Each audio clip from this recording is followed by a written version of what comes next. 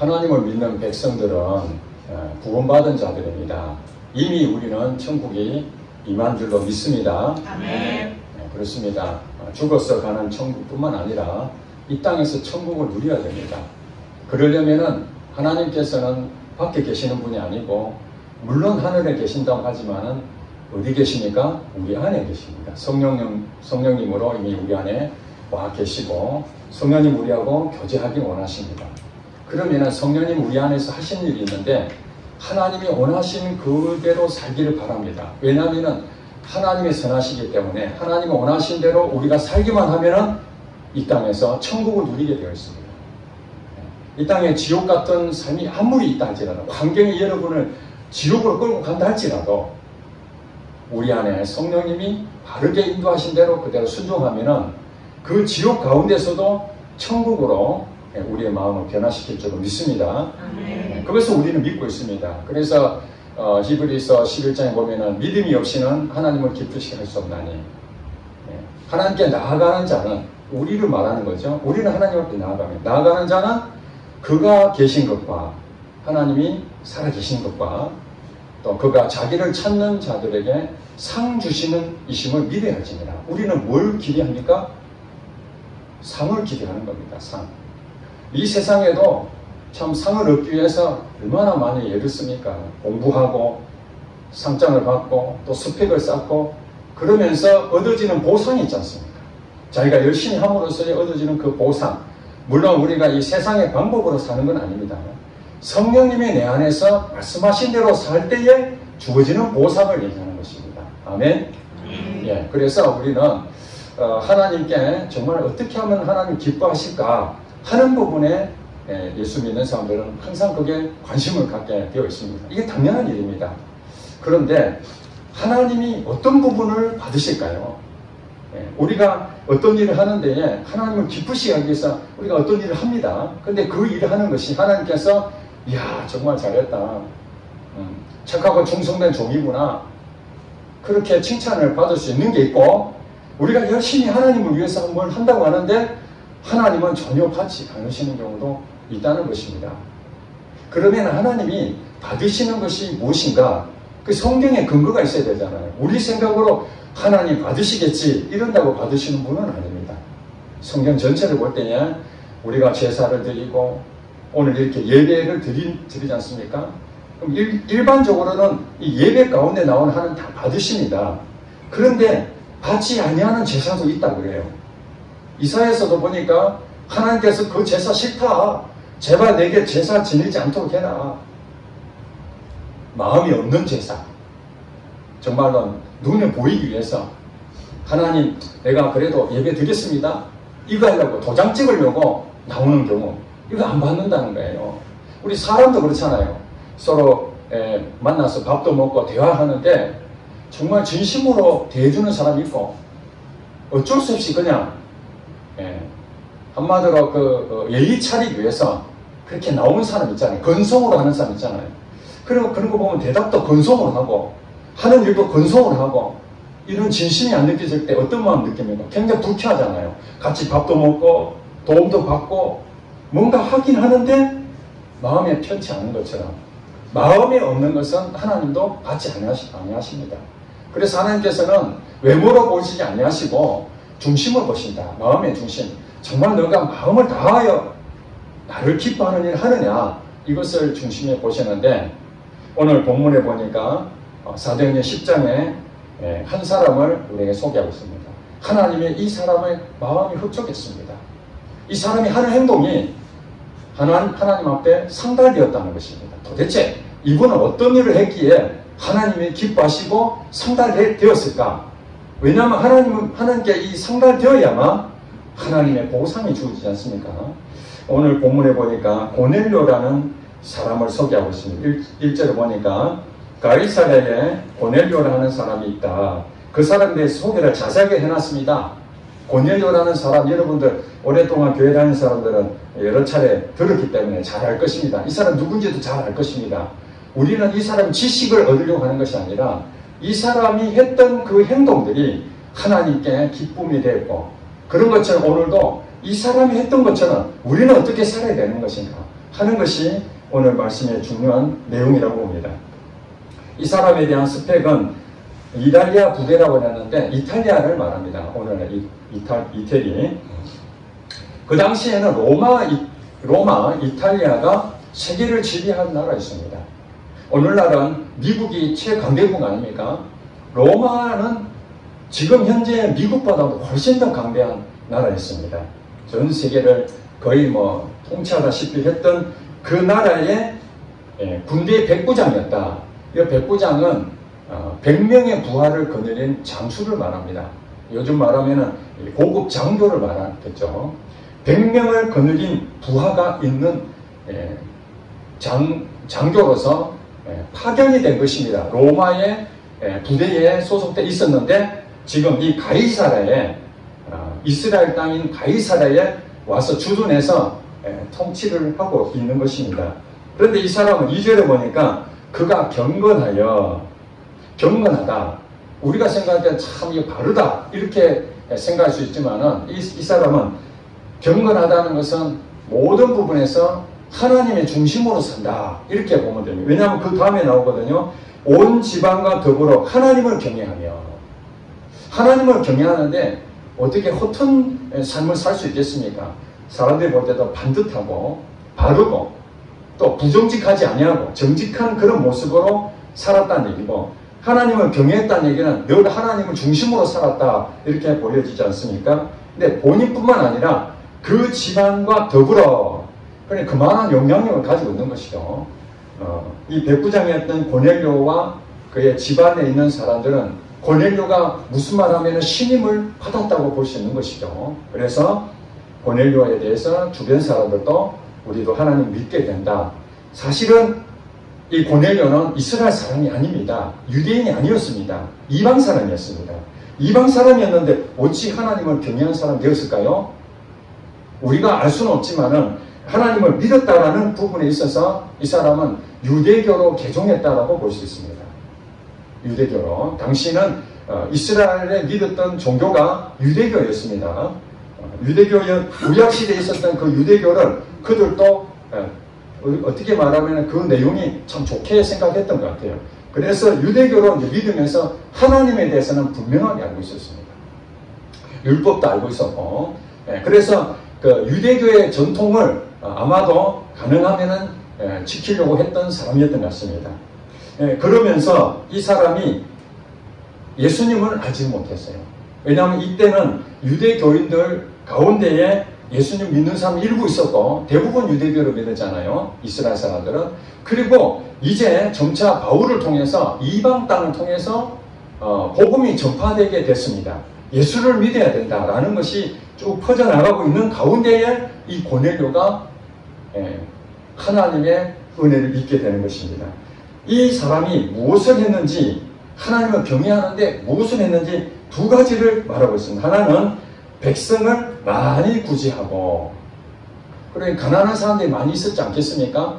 가난한 사람들을 착취하고 학대하고 멸시하고 무시하는 사람들이 대부분이었는데, 고넬료는 오히려 어려운 사람들 보면은 긍휼히 여기고 불쌍히 여기고 그들을 많이 이렇게 구제했다라고 성경은 말하고 있습니다.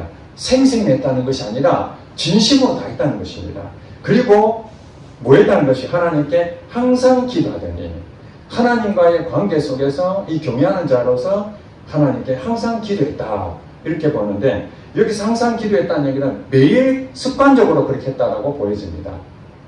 여러분, 구약시대의 유대인들은 하나님하고의 기도하는 그 기준이 다 정해져 있습니다. 하루에 몇 번 한다고요? 3번 합니다. 이슬람교는 하루에 몇 번 할까요? 5번을 합니다. 그러니까 사실 이슬람에 있는 사람들은 그 종교 전통이 그랬습니다. 5번을 시간 정해놓고 아무리 무슨 일이 있다가 그 시간을 정확하게 지킵니다. 저도 그 터키에 갔더니 그 시간 되니까 그 우리가 뭐 동사무소에서 방송 나오듯이 지금 기도 시간입니다 이렇게 알려주면은 가다가도 돗자리 딱 펴놓고 바로 엎드려서 기도합니다. 5번을 기도하는데 유대교인들은 3번을 기도했습니다. 그러니까 항상 기도하더니 여기서 하루에 3번은 했다라고 추정이 됩니다. 그리고 여러분 아시다시피 지난번에 말씀드린 것처럼 다니엘도 하루에 3번 했다라고 하죠. 전에 하던 대로 하루에 3번을 정해놓고 기도했다. 그리고 요 다음에도 나오지만은 베드로도 기도하는데 하루에 3번 기도합니다. 그러니까 유대인의 전통이 하루에 3번 한다는 것을 알 수가 있습니다. 그러니까 이 고넬료는 하나님께 항상 하루에 3번씩 정해놓고 꾸준히 기도했던 사람이었습니다. 자, 여기서 2가지 부분을 말하죠. 하나는 구제를 얘기하고 하나는 기도를 얘기하고 있습니다. 이것이 우리에게 매우 중요하다는 것을 알 수 있습니다. 여러분, 십계명 전체 계명이 10가지 아닙니까? 그죠? 모세에게 주어진 십계명은 10가지입니다. 1계명부터 4계명까지는 하나님에 대한 것이죠. 그리고 5계명부터 10번째 계명까지는 사람에 대한 것입니다. 그래서 크게 나누면 하나님과 사람에 대한 것인데 1계명부터 4계명은 하나님을 사랑하라는 것이고 그 다음에 5계명부터 마지막 계명까지는 사람을 사랑하는 것입니다. 이웃을 사랑하는 것입니다. 그러므로 우리가 하나님을 사랑하고 이웃을 사랑하는 것은 율법의 완성이다. 예수님이 그렇게 말씀드리죠. 십계명의 전체는 사랑입니다. 사랑인데 크게 나눠서 2가지인데 하나는 하나님을 사랑하는 것이고 또 하나는 이웃을 사랑하는 것입니다. 그렇다면 이 하나님의 사랑의 기준이 뭐냐? 하나님과 관계를 바르게 맺는 것이죠. 이것이 기도라는 거예요. 하나님과 함께 계속해서 교제를 나누는 이 기도가 하나님과 관계입니다. 이게. 그러니까 이 고넬료가 잘했던 것이 무엇이냐면은 하나님을 사랑한다 말로만 아니라는 거예요. 항상 하루에 3번씩 정해놓고 그는 기도를 하게 됐습니다. 그 하나님과 기도하는 그 자체 행위가 바로 하나님을 사랑하는 행위였다는 사실입니다. 이것이 굉장히 중요한 것입니다. 혹시 제가 잊어버릴지 몰라서 또 말씀드리는데, 그런데 이스라엘 백성들은 그러면은 기도를 하루에 3번씩 했다면은 바리새인들도 했을까요? 안 했을까요? 했겠죠, 당연히. 그런데 바리새인들은 예수님께서 그들이 유대교 법에 의해서 율법을 철저히 지키는데도 불구하고 저들은 외식하는 자다 이렇게 말했지 않습니까? 외식하는 자다. 왜 고넬료가 하는 기도와 바리새인들이 하는 기도가 왜 달랐을까요? 곁은 똑같습니다. 하루에 3번씩 항상 기도했습니다. 그런데 바리새인과 이 고넬료가 기도한 내용이 달랐습니다. 성경에 보면은 하나님을 사랑하라는데 그 앞에 전제가 붙은 게 있습니다. 그렇죠? 너는 마음을 다하여, 뜻을 다하여, 힘을 다하여, 성품을 다하여, 목숨을 다하여 주 너의 하나님을 사랑하고 이렇게 나오지 않습니까? 그러니까 하나님을 사랑하는 행위 자체가 참 좋은 일인데 그 행위의 근본이 무엇입니까? 마음을 다해야 되는 것입니다. 성품을 다해야 되는 것입니다. 나의 뜻을 다하는 것입니다. 내 목숨을 다하여 하는 것입니다. 그럼 여러분 기도를 어떻게 해야 된다고요? 마음을 다해서 기도하는 것입니다. 바리새인들은 마음을 다하지 않았다는 것입니다. 뜻을 다하지 않은 것입니다. 그러니 여기서 차이가 나는 것입니다. 그러니까 하나님께서 받으시는 것은 뭐냐면은 외식하는 것으로 남에 보여주려고 나 했습니다. 숙제하듯이 그렇게 하는 행동들은 우리가 아무리 잘해도 안 받을 수도 있다. 우리가 예배 드리는 얼마나 귀한 일입니까? 하나님께 찬양하고 경배하는 행동입니다. 이 제사 드리는 거 하나님 기뻐하시잖아요. 그래서 하나님께 제사를 드리라고 했지 않습니까? 이스라엘 백성들에게. 그랬는데 하나님 받으시는 제사가 있고 안 받으시는 제사가 있는데 그 기준이 무엇입니까? 마음을 다하여 제사를 지내는 것입니다. 여러분 오늘 이 자리에 예배 드리러 왔습니다. 여러분들이 정말 마음을 다했는지 여러분 자신 스스로 한번 판단해 보시기 바랍니다. 이 예배를 위해서 정말 하나님이 나의 경배받으실 분이시구나. 내 시간, 내 물질, 내 가지고 있는 모든 것을 들여서 주님께 오늘 이 1시간 드린다고 생각했다면 이 예배는 당연히 하나님 앞에 받으시는 예배가 될 것입니다. 아멘. 아멘. 그러나 여전히 똑같이 습관대로 이 1시간 드리는 예배 바쁜 시간인데 오늘 어쩔 수 없이 예배는 드리고 가야 되지 않겠나 해서 그냥 숙제하듯이 눈 깜짝할 새에 예배 치우고 그냥 가버린다면은 여러분 마음에 그런 마음 들 것입니다. 내가 예배 드린 거 맞나? 오늘 이 예배 시간에 앉아 있었는데 아무 생각도 안 나고 은혜도 없고 하나님에 대해서 존재 가치도 못 느끼고 이렇게 매주 반복하고 있다면은 하나님이 받으실까? 이 생각 한번 생각을 해봐야 된다는 것입니다. 그것 때문에 하나님께서 이것이 바로 형식주의요 종교 생활하는 사람이고 외식주의로 빠지게 되는 것입니다. 그건 하나님을 받지 않습니다. 그렇다면은 하나님께서 이 고넬료에 대한 부분을 기뻐하신 것은 항상 기도했던 것은 마음을 다했다라는 것을 알 수 있습니다. 그리고 또한 구제를 했던 것도 마찬가지입니다. 마태복음 5장에 보면 하나님께서 너희가 구제할 때 은밀한 가운데 해라. 남을 보이려고 거리에 나가서 내가 구제했다라고 바리새인들이나 이런 사람들은 큰 소리로 외쳐서 자기 의를 막 드러내는 일인데 그런 것 하나님이 하나도 받으시지 않는다.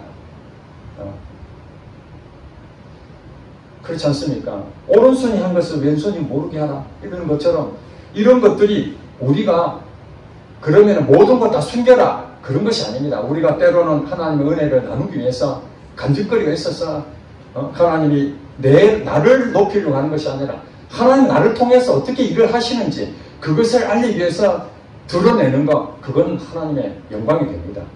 그러나 자기 의를 드러내고 남한테 인정을 받으려고 그러고 나 이 정도 그래도 참 좋은 일 했지 않느냐라고 사람들한테 나팔을 막 분다면은 그것이 문제라는 것이죠.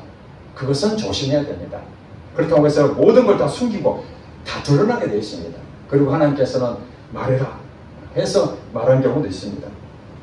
그러므로 이 백성을 많이 구제하는 건 뭡니까? 이웃하고 관계잖아요. 기도는 하나님과 관계고 구제는 이웃과의 관계입니다. 이웃을 사랑합니다. 내가 사랑한다. 그렇게 말로만 할 것이 아니라 말과 혀로만 할 것이 아니라 행함과 진실함으로 하자. 요한일서에 보면 그렇게 나오잖아요. 우리가 말과 혀로만 사랑하는 것이 아니라 행함과 진실함으로 하자. 실제로 그렇게 행동을 해야 되는 것입니다. 이 사람은 구약의 율법을 지킨다 생각해서 내가 이렇게 구제 많이 하면 복을 받겠지, 알아주겠지 이렇게 했다면 하나님은 받지 않았을 것입니다. 그런데 백성을 많이 구제했던 것은 정말 내 몸과 같이 그 사람 불쌍히 여겼던 그 마음, 하나님 마음으로 살폈다는 것입니다. 이 두 가지가 하나님 앞에 상달되어 있는데 3절에 보니까 하루는 여러분 우리가 늘 변함이 없는 일상을 살지만은 일상 가운데에 하나님이 임하는 시간표가 있습니다. 그것을 우리가 지난번에 배웠죠. 카이로스라고요. 카이로스. 우리의 시간표가 아니라 하나님의 때가 되면은 하나님의 일을 하기 시작합니다. 여기서 고넬료는 백성을 많이 구제하고 항상 기도에 힘쓴 이것이 무슨 진짜 우리가 말하는 내한테 무슨 큰 복을 받고 자기가 높아지려고 성공하려고 그런 대가를 바란 것이 아니었지만은 하나님께서는 그 마음을 귀하게 여기고 보상을 주시려고 계획을 하고 있습니다. 그러니까 우리가 상을 얻기 위해서 간다고 사도 바울이 말하지만은 그 상이라는 것은 우리 육신의 상이 아닙니다, 여러분. 그걸 아셔야 돼요. 영적인 상입니다. 천국을 누리는 것입니다. 지옥 같은 삶 가운데서도 천국을 누릴 수 있느냐? 이 세상은 불가능한 일입니다. 그런데 하나님을 진짜 믿는 사람들은 거기서 천국을 누리면서 살 수가 있지 않습니까? 그 상을 말하는 것이죠. 하루는 이렇게 말하는 것은 하나님의 때가 된 것입니다. 이제 고넬료의 그 부분에 대해서 이제 써야 되겠다. 내가 고넬료를 훈련시켰는데 이 고넬료는 내가 필요한데 써야겠다. 그런 마음을 가지고 하루는 제9시쯤에 구시는 여기다가 이스라엘의 그 시간에 대해서 우리가 오늘날 우리 시간을 말하면 거기다가 6시간을 더하면 대충 맞습니다.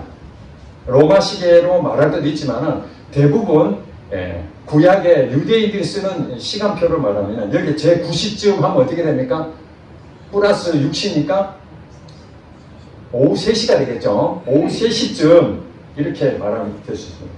그러니까 이 오후 3시라고 하는 부분에 대해서는 시간표를 정해놓고 기도한다 그랬잖아요. 6시 할 때도 있고 9시 할 때도 있고 이렇게 시간표 있는데 아마 이 시간에 기도하는 시간이었던 것 같습니다. 그러니까 환상을 보이죠. 3절에 보면 하루는 제9시쯤 되어 환상 중에 밝히 보매 하나님의 사자가 들어와 이르되 고넬료야 하니 하나님께서 천사를 보내서 고넬료하고 대화를 합니다. 고넬료가 주목하여 보고 두려워 이르되 주여 무슨 일이니까 천사가 이르되 자 4절에 보니까 천사가 이르되 이렇게 얘기합니다. 너희의 기도와 구제가 누구 앞에 상달되어? 하나님 앞에 상달되어 기억하신 바가 되었으니 아멘. 이걸 우리가 정말 이건 제게 도전을 받는 일 아닙니까? 내가 하나님을 위해서 뭔가 했다고 했는데 안 받으실 수도 있는데 받는다는 거예요. 무엇을 받느냐? 고넬료가 했는데 기도와 구제가 하나님 앞에 상달되어 하나님이 기억하신다는 거예요. 여러분 하나님이 기억하신다는 건 이건 정말 보통 일이 아닙니다. 대통령이 나를 불렀는데 갔습니다. 많은 사람이 있습니다. 대통령이 취임식 한 날 그래도 많은 사람 초청 받았잖아요. 다 갔습니다. 얼마나 좋겠습니까? 대통령 취임식 날 내가 초청을 받아서 아무나 가는 게 아닌데 양복 다 입고 다 갔는데 그 수많은 사람들 가운데에 이재두 목사 내가 잘 압니다. 내가 기억합니다. 옛날 어떠고 저쩌고 이러면은 그 마음이 어떻겠습니까? 내가 대통령의 기억이 됐구나. 이것만 해도 영광 아니겠습니까? 대통령이 나를 불러가지고 만약에 장관이나 무슨 일 쓴다면 이 영광 아니겠습니까? 요즘 대통령을 시시하게 생각하고 장관을 시시하게 생각하는 부분이 있지만은 과거에 이 권력을 가진 사람들의 그 눈을 들기 위해서 얼마나 가진 방법을 다 씁니까? 그런데 하나님이 여러분을 기억한다는 것은 이거 보통 일이 아니죠. 이 우주 만물을 창조하신 분이 이름을 기억하는 것입니다. 나의 이름을 부르면서 이거 오늘 보니까 고넬료야 이렇게 말하지 않습니까? 이름을 부르지 않습니까? 여러분 기도하는데 여러분 이름을 하나님 불러주신다는 생각해 보세요. 놀라운 일 아닙니까? 아니 하나님 어떻게 내 이름까지. 근데 제가 간증을 들었는데 어느 분이 기도하는데 이름을 부르다는 거 하나님이 이름을 불렀는데 개명 전에 이름을 불렀다는 거예요. 자기가 이름을 바꿨는데 아무도 몰라. 옛날의 이름이에요. 그 이름을 하나님 부르시더라는 거예요. 깜짝 놀랐다는 것입니다. 하나님 우리를 기억하신다는 것은 이거 보통 일이 아니에요. 큰 사건입니다. 그랬는데 하나님 앞에 그냥 기억된 것이 아니라 하나님이 명확하게 기억하신 그 행동들이 있었는데 그것이 바로 기도와 구제였던 것입니다. 이 일로 인해 가지고 베드로를 만나게 됩니다. 베드로는 또 어떻습니까? 9절에 보니까 이튿날 그들의 길을 가다가 그 성에 가까이 갔을 그때 베드로가 기도하려고 지붕에 올라가니 그 시각은 제6시더라. 그러니까 기도했던 이 고넬료의 그 시간대에 천사가 와가지고 요바로 사람을 보내서 베드로 초청해라. 이렇게 명령할 그쯤에 다시 베드로는 요바에서 뭘 하고 있어요? 기도하고 있는 거예요. 똑같이 항상 기도에 힘쓰던 것처럼 기도하는데 환상이 보이게 됩니다. 고넬료가 본 것처럼. 여러분 항상 그런 것이 아닙니다. 매번 기도할 때마다 환상을 보이고 매번 기도할 때마다 그런 일이 있는 게 아니고 어느 날 이런 일들이 생기는 겁니다. 그러니 우리 기도를 해야 됩니까? 안 해야 됩니까? 해야 되는 겁니다. 오늘 아무것도 일어나지 않았다고 이거 하나님 응답이 없구나. 내가 아무리 기도해본들 하나님 응답도 없는데 내가 무슨 일을 할 필요 있겠어. 그렇게 그냥 일어서고 포기하는 사람이 왔는데 아닙니다. 인내하는 겁니다. 인내. 하나님이 주실 때가 있다는 것이에요. 사람의 생각과 하나님의 생각이 다르다는 것입니다. 그때 베드로를 초청해서 집회를 엽니다. 고넬료가. 그때만 하더라도 예수님은 몰랐습니다. 베드로가 자기 유대인들만 복음을 듣고 예수님 믿음으로 구원 얻는다는 그 정말 절대 진리를 가지고 흥분했는데 갑자기 고넬료한테 가라니까 이 베드로도 처음에는 안 가려고 했지 않습니까? 환상을 보여주니까 이방인에게 가라는 것을 자꾸 하니까 성령님이 말씀하시니까 순종해서 간 거예요. 만약에 기도 안 하고 그랬다면은 누가 찾아왔어요. 그 이방 사람이 당신 부르는데 안 갑니다, 당연히. 왜냐하면 자기의 전통은 이방 사람들하고 접촉하면 죄를 짓는다고 생각하기 때문에 불순한 관계를 맺으면 안 된다고 생각해서 안 갑니다. 그런데 하나님께서 가라는 마음을 주니까 순종해서 간 겁니다. 이렇게 순종하여 가는 것이 선한 일이라는 것을 믿으시기 바랍니다. 우리가 뭐 다른 것이 아닙니다. 하나님이 말씀하시는 게 선한 겁니다. 왜냐하면 하나님이 선하시기 때문에. 이 세상에 선한 것은 사람이 아닙니다. 환경이 아닙니다. 어떤 그 기준이 아닙니다. 규칙이 아닙니다. 이렇게 하면 바르고 이렇게 하면 나쁘다. 이것이 아닙니다. 하나님 말씀이 선입니다. 그러니까 하나님이 가라 그러면 가는 것이 그게 선인 겁니다. 그러니까 베드로도 선한 일을 행동하기 위해서 갔는데 이방 사람 만나가지고 말씀을 전하는데 말씀을 듣는 가운데에 성령님이 고넬료와 그의 온 집안에 은혜가 부어지게 됩니다. 성령 충만하게 되면서 예수님을 믿게 됩니다. 그러면서 어떤 일이 생깁니까? 이 고넬료를 통해 가지고 이방 땅에 하나님의 교회가 세워지는 최초의 사람이 됐습니다. 그러니 우리가 고넬료라는 그 사람은 사실 하나님을 유대교라고 믿었다 할지라도 예수님을 만나지 않았다면 고넬료의 이름을 우리가 알 수는 있겠습니까? 알 수가 없습니다. 성경에 기록되어 있는 사도행전 10장을 읽는 지금까지 예수님 이후에 성경에 쓰여진 대대로 2000년 역사 가운데 고넬료를 모르는 사람이 있겠습니까? 없겠습니까? 아무도 없죠. 이거 자자손손 자기 이름이 하나님께 기억된 것이 수많은 기독교인들한테 기억이 되는 사람이 된 게 바로 고넬료입니다. 무엇이라고요? 그는 하나님을 사랑하고 이웃을 사랑하는 일에 헌신했기 때문에 하나님의 그것을 귀하게 여기고 받으셨다는 것입니다. 우리가 하는 일이 있습니다. 믿습니다. 예, 좋습니다. 믿음이 없이 하나님을 기쁘시게 할 수 없으니까 우리가 믿는데 무엇을 믿습니까? 하나님을 믿는 것이죠. 하나님을 믿는다면 믿음에 반드시 실제가 되어야 됩니다. 지난 시간에 배웠죠. 믿음에는 반드시 행함에 따라야 됩니다. 우리가 어려워지려면 내가 믿습니다 하고 끝나는 것이 아니라 그 믿음에 당연한 결과물이 나와야 되는 거죠. 결과물. 그게 실천하는 것이죠. 말씀을 실천하는 거예요. 만약에 사도 베드로가 저기 욥바에서 가이사랴에 고넬료라는 그 사람이 부르니까 가라고 성령이 말씀하셨는데 아이고 절대 저는 못 갑니다. 가면은 우리 유대인들이 저를 욕합니다. 이방 사람과 접촉하면은 전통이 아닙니다. 못 갑니다. 그리고 안 갔다고 생각해 보세요. 그러면은 불순종하게 되는 것이잖아요. 자기 생각은 맞습니다. 유대인 전통으로는 안 만나는 게 맞습니다. 그럼에도 불구하고 유대인들이 나를 비난한다 할지라도 남들이 나를 어떻게 생각하든지 간에 주님 말씀하시면 내가 아멘하고 가는 것, 이것이 바로 하나님께서 이 베드로를 정말 귀하게 썼지 않습니까? 오늘날 이 베드로도 예수님 제자 가운데에 넘버원으로 우리가 기억하고 있지 않습니까? 그렇게 실수도 많고 말이 앞서 있는 그런 사람, 대신까지 했던 사람이라고 하지만 그래도 하나님이 다시 이 베드로에게 은혜를 베푸셔서 성령 충만해지니까 변화받아가지고 날마다 기도에 힘쓰고 어려운 사람 도와주는 그런 일을 하게 됐습니다. 자, 이 기도는 요한계시를 보니까 성도들이 드리는 향이다.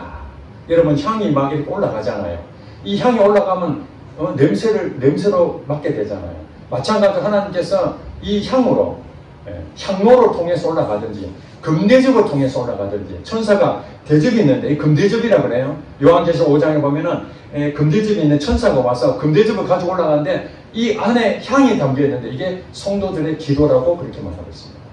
또 8장에 보면은 이게 금향로라고 하거든. 향로의 향으로 해서 올라가는 게 그것이 바로 성도들의 기도다. 그러니까 우리가 기도라는 것을 제가 여러분한테 피를 토하면서 설교할 때마다 기도를 엄청나게 강조하잖아요. 기도를 왜 강조합니까? 성경에 기도에 대해서 너무너무 많이 얘기하니까 그냥 우리가 바리새인들처럼 하나님 어쩔 수 없이 억지로 형식으로 그렇게 한다면 안 받습니다. 우리가 기도를 10번, 20번, 100번, 1000만 번 하더라도 그거는 하나도 받지 않습니다. 예전에 제가 예를 들었지 않습니까? 박효진 장로님 간증 내용 들었지 않습니까? 거기에 기도의 하늘에 항아리가 있는데 우리의 기도 항아리가 다 있다는 거예요. 이건 실제가 아닙니다. 이거는 그냥 환상 가운데 봤던 한 사람의 주관적인 얘기입니다. 그럼에도 불구하고 우리가 큰 도전을 받는 것은 영적 세계가 이런 부분이 있구나. 우리는 눈에 보이지 않기 때문에 기도하면은 그냥 기도하면 사라지는 걸로 보이잖아요. 기도는. 그 최상원 목사님이 쓴 책에 보면은 기도는 사라지지 않는다. 기도는 사라지지 않는다는 거예요. 왜냐하면 응답하니까. 이 기도는 누가 듣는다고요? 하나님이 들으시니까. 사라지는 것입니까? 하나님이 기억하고 있다면 사라지는 것이 아닙니다. 그게 당장 이루어지지 않을 뿐이지. 오늘 본인들처럼 어느 날 하루는 이때 하나님 역사하시는 것입니다. 그러니 우리는 기도를 끊임없이 해야 되는데 뭘 어떻게 해야 된다고요? 마음을 다하여 기도하는 것입니다. 기도하는데 때로는 인간이기 때문에 기도하다가 졸릴 때도 있고 때로는 피곤해서 못할 때도 있고 물론 그것은 다 이해가 됩니다. 매번 모든 것을 100% 퍼펙트하게 기도를 정말로 그렇게 다하는 사람 단 한 명도 없을 것입니다. 저도 마찬가지입니다. 부끄러운 일이지만은 하루에 시간을 정해놓고 하지만은 그 시간 다 못 지킬 수도 있습니다. 그것 때문에 하나님이 우리에게 벌을 주시거나 우리에게 야단을 치시거나 책망하시겠습니까? 그렇지 않습니다. 한번 빠졌으니까 아이고 죄송합니다. 그래서 그것 때문에 하나님이 벌 주고 숙제 안 하면 우리가 벌 주지 않습니까? 학교 선생님들이 왜 벌 줍니까? 그 사람 잘못되라고 벌을 줍니까? 그 사람이 벌을 받음으로써 내가 바르게 공부하고 잘못된 것을 가지 않고 바른 길로 가라고 벌을 주는 거잖아요. 이 벌을 주는 것도 하나님이 그냥 주는 게 아닙니다. 하나님 징계를 하신다고 그러잖아요. 그것은 우리가 바르게 가라고 벌을 줄 때도 있지만은 그것은 함부로 하나님께서 무조건 주는 것이 아닙니다. 참고 또 기다리고 또 기회를 주시고 그렇게 하지 않습니까? 베드로가 기도를 하라는데 기도를 안 하지 않습니까? 예수님께서는 이제 십자가까지 돌아가셔야 되는데 오죽하면 베드로 불러서 나를 위해서 기도 좀 해라. 너희 자신을 위해서 기도해라. 시험에 들까 염려가 된다. 그런데도 어떻게 했습니까? 잠을 굴굴 잤던 사람 아닙니까? 그런 사람이 정말 인간으로서는 하나님 앞에 너무 부끄러워서 도망치고 싶었는데 다시 불러주셔가지고 바요나 시몬아 네가 복되다. 네가 나를 사랑하느냐. 그러면서 다시 기회를 예수님 주시잖아요. 그래서 다시 회개하고 다시 기도에 힘썼더니 이제 오늘 본문에 보니까 기도의 용사가 되지 않습니까? 기도의 용사가 되어 있습니다. 그렇습니다. 기도는 해도 되고 안 해도 되는 것이 아니라 하나님께 기억이 되는 거예요. 그리고 여러분이 기도할 때에 우리가 양을 많이 하면은 질도 좋아지잖아요. 우리가 한 번밖에 안 하면은 질이 어디게 나오겠습니까? 때로는 힘들잖아요. 그럼 3번 하면 3번 중에 한 번 정도 질이 좋을 수도 있지 않습니까? 10번에 2번 질이 좋을 수도 있잖아요. 그 2번만이라도 올라갈 수 있으면 얼마나 좋겠어요. 그러니까 우리가 가능하면 많이 해보는 것이 좋지 않겠습니까? 10분 하는 것보다 30분 나을 것이고 30분보다 1시간이 나을 것이고 한 번보다 2번이 나을 것이고 그렇다고 해가지고 우리가 그걸로 숫자 채워야 되고 목표를 삼아서 반드시 그것을 해내야 된다 이런 숙제 개념을 한다면 그건 잘못된 일입니다. 내가 하나님을 사랑하는데 마음을 다해야 되는데 그 마음을 가지고 여러분 다시 하고 한다면 하나님께 상달되는 이것이 기억이 되는 것입니다. 그리고 이 구제라는 부분에 대해서는 잠언서에 보니까 잠언서 19장 17절에 보면은 가난한 자를 불쌍히 여기는 것이 하나님께 구워주는 것이니 하나님이 그의 선한 행위를 갚으십니다. 즉 말해서 가난한 사람을 불쌍히 여기는 게 구제하는 거잖아요. 이웃을 불쌍히 여겨야 남을 도와줄 수 있는 것이죠. 불쌍히 여긴 마음이 없는데 어떻게 남을 도와줍니까? 불쌍히 여기지 않는 마음을 가지고 도와주는 것을 이거 외식이라고 합니다. 종교 지도자들이 다른 사람한테 사진 찍으려고 우리 교회에서 많은 사람 도왔습니다. 그렇게 해서 사진 동원하고 기자 초청해가지고 그렇게 사진 찍고 정치인들 와가지고 자기 유세하려고 공항도 돕고 그래서 그 명함에다가 파서 올리고 이런 것들은 다 외식하는 겁니다. 마음이 없습니다. 그런 것들은 받지 않습니다. 그런데 정말 가난한 자를 불쌍히 여기는 그 마음, 그것이 어떻다고요? 하나님께 구워줬다는 것이에요. 여러분, 하나님 구워줬다는, 하나님 빚졌다는 거예요. 여러분, 하나님 빚지게 할 수 있는 방법이 있습니다. 가난한 자를 불쌍히 여기고 그에게 선한 행동을 해보십시오. 그러면은 하나님이 구워주게 됩니다. 하나님이 어떻다면 빚을 졌으니까 이거 갚아야 되는데, 하나님 빚지고는 못 살잖아요. 어떻게 하면 갚아줄까? 그럼 여러분 몸이 아프잖아요. 그럼 하나님, 나의 선한 것을 기억하소서. 그럼 하나님께서 아이고 그래 알았어 내가 도와줄게 이렇게 하신다는 거예요. 그런 데가 있습니까? 예, 있습니다. 히스기야 여러분 아시잖아요. 히스기야 왕. 히스기야 왕이 이 병에 걸려가지고 죽게 됐어요. 그 이사야 선지자가 와가지고 하루는 왕이요, 이제 당신 죽게 되었으니까 이제 인생을 정리하십시오 이렇게 얘기했습니다. 히스기야 왕이 그때 나이로 39살이었습니다. 25세에 왕으로 돼가지고 14년 동안 열심히 왕을 했는데 39세에 죽는다는 겁니다. 여러분 39세라면 한참 때 아닙니까? 7, 80에서 딱 생각한다면 최전성기입니다. 왕으로서 가장 정말 누구에게 실적을 세울 수 있는 왕성한 활동을 해야 될 나이에 하나님을 부르신다는 겁니다. 기가 막힌 일 아닙니까? 여러분 지금 하나님이 부르신다면 어떤 마음 들겠습니까? 내가 조금이라도 더 있다가 가고 싶은데 어떡합니까? 이 나이 드신 분들은 아유 몸도 아프고 힘드니까 하나님 나 빨리 좀 데려가 주세요 이렇게 생각할지 모르겠지만 39세 정도 되면은 아직까지 물론 하나님이 계시고 천국 가고 싶지만은 그래도 이 땅에서 조금이라도 하고 싶은 마음이 인간이기 때문에 왜 없겠습니까? 히스기야도 그런 마음이 들었습니다. 그래서 기도합니다. 하나님 벽을 향하여 하나님 앞에 기도하는데 무슨 기도합니까? 주님께서 보시기에 내가 선한 일이 행한 것이 있다는 것을 기억하여 주시옵소서 이렇게 고백합니다. 여러분 이 기도를 잘 들으셔야 됩니다. 주께서 보시기에 내가 선하게 행한 일을 기억하소서.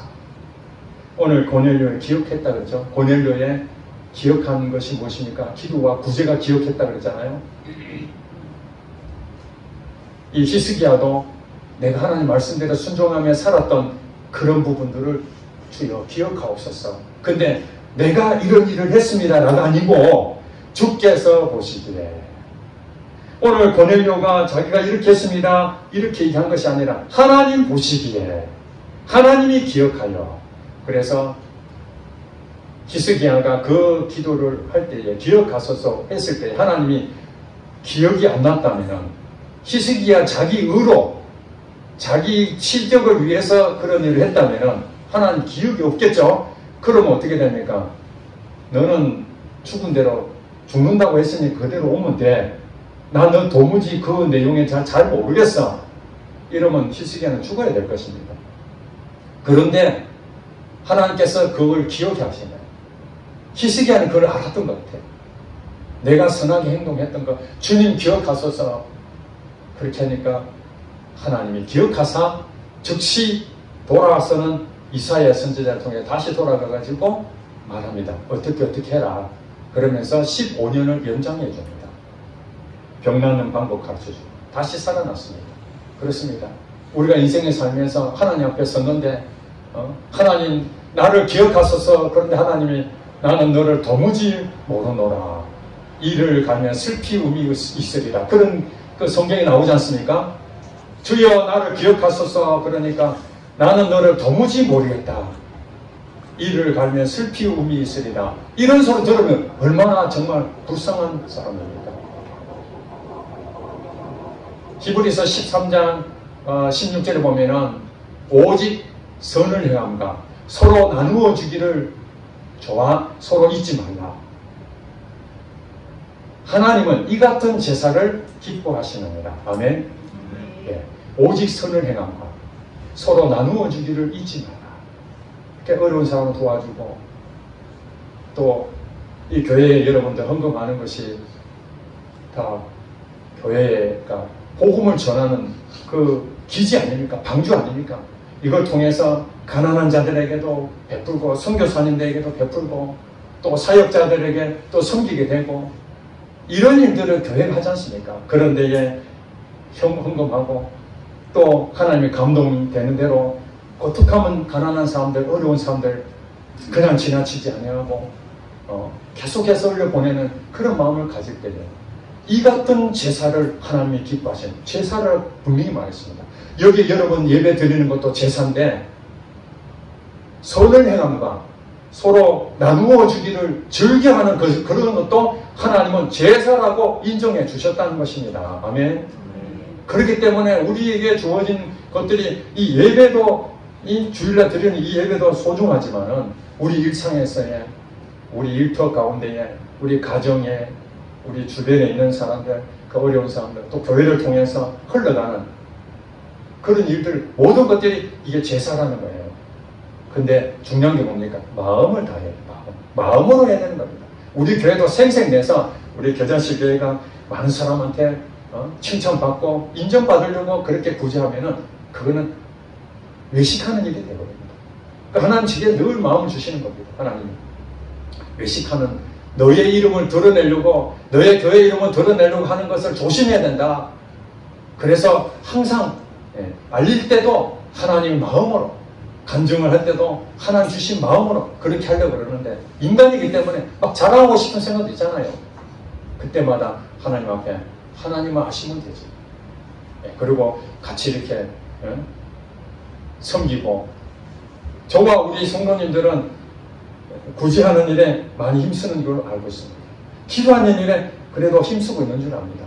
그러나 하나님께 상달되는 기도와 구제가 필요하다는 것입니다. 누가복음 6장 38절에 보면은 주라 그리하면 너희에게 줄 것이니 곧 후이되어 누르고 흔들어 넘치도록 하여 너희에게 안겨주리라. 하나님 마음이 그렇습니다. 먼저 주라는 거예요. 다 가진 다음에 주는 것이 아니라 내가 쓸 것 다 쓰고 남으면 주는 것이 아니라 세상 사람들은 그렇게 할지 모르지만 기독교인들은 그것이 아니라 먼저 비워서 주는 겁니다. 내가 쓸 것이 있어도 주는 것입니다. 내 형편에 맞춰서 하나님 주라는 그 마음을 가지고 주게 되면은 비어있는데 하나님이 뭐라고요? 가난한 자에게 불쌍히 여겨서 나눠주면 하나님이 반드시 갚아주는데 어떻게 갚아준다고요? 훌이 되어 누르고 흔들어서 넘치도록 가히 안겨줄 정도면은 이거 대박 아닙니까?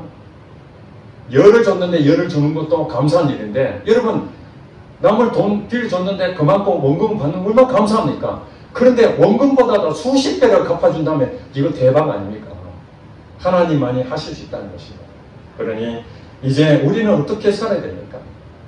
그렇다고 해서 행함이 중요하대해서 믿음이 아니고 내가 오늘부터 뭘 해야 되겠다 이거 절대 아니라는 거 아시겠죠?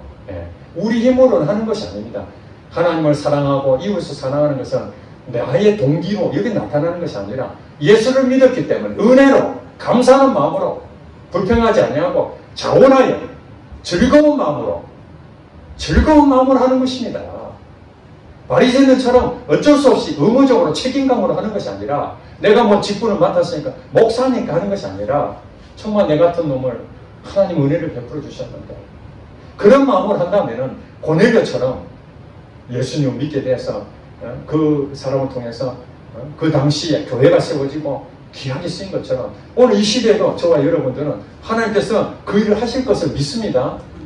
우리는 뭘 해야 됩니까? 내 힘으로 안 되니까 나의 의로 하는 것이 아니라 주여 주님 마음을 부어주셔서 그리스도의 마음을 부어주셔서 그 마음으로 하나님 말씀하신 대로 아멘할 수 있도록 순종할 수 있도록 주님 저를 죽이고 주님 뜻대로 살게 하여 주시옵소서. 그러면 하나님께서 기도할 수 있도록 또 힘을 주시고 구제할 수 있도록 물질도 주시고 그러면 여러분들 그 어려운 가운데서 정말 짜증이 날 만한 그 가운데서도 평안이 오고 기쁨이 넘치고 이게 바로 천국을 누리는 것입니다. 이게 보상입니다. 하늘나라의 상급도 크게 여러분 받을 줄로 믿습니다. 기도하겠습니다.